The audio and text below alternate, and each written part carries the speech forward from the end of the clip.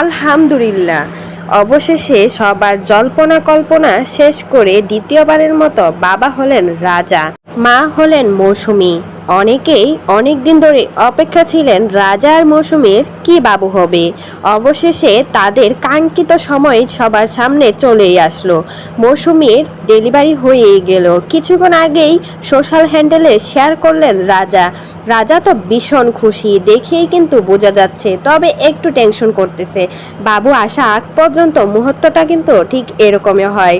তাই তো সবাই অপেক্ষা করছে নতুন অতিথি আসার জন্য। সবার অপেক্ষা শেষ করে নতুন অতিথি রাজার কোলে আগমন করলো। রাজা তো ভীষণই খুশি তার সন্তান দেখে। দ্বিতীয়বারের মতো বাবা হয়েছে বলে কথা। প্রথম বাবা হওয়ার অনুভূতি যেমন ছিল, দ্বিতীয়বারের মতো কিন্তু এরকমই অনুভূতি। কারণ দ্বিতীয়বার রাজা ছেলে সন্তানের বাবা হয়েছে। অবশেষে তিশার কথাই যেন সত্যি হয়ে গেল। তিশা কিন্তু বলেছিল মৌসুমীর ছেলে বাবু হবে, আর এই তিশার কথাই যেন সত্যি হয়ে গেল।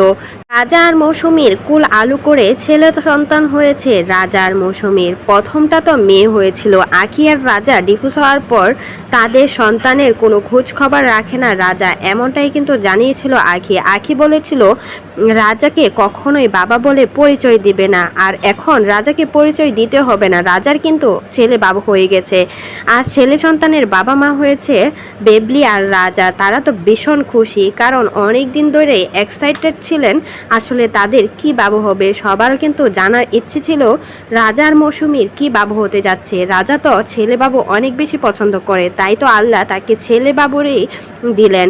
প্রথমটার মেয়ে ছিল, তবে মেয়েটার কোনো খোঁজ খবর রাখেনি। তবে এই সন্তান পেয়ে রাজা আর মৌসুমী কিন্তু ভীষণ খুশি। তাদের দাম্পত্য জীবন কিন্তু অনেক ভালোই যাচ্ছে।